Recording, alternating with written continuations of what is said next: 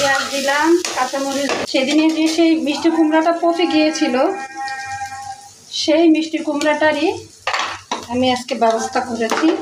যতটুকু অংশ মানে পচে তো যায় না, জিনিসটা আসলে কেমন জানি পানি পানি হয়ে গিয়েছিল।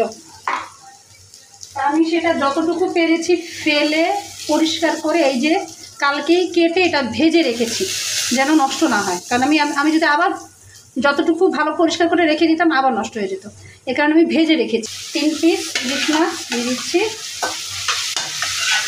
এই দিয়ে দিলাম।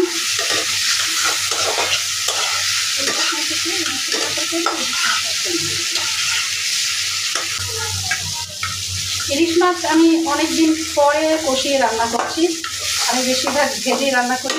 বিসমিল্লাহ, দিয়ে দিলাম মিষ্টি কুমড়া। যেহেতু মিষ্টি কুমড়াটা ভাজা, তো ওইভাবে আমার আর ভাজার দরকার নেই, আমি হালকা করে একটু ভাজবো। যার কারণে মিষ্টি কুমড়াটা যেহেতু ভাজা, এটা সময় লাগবে না।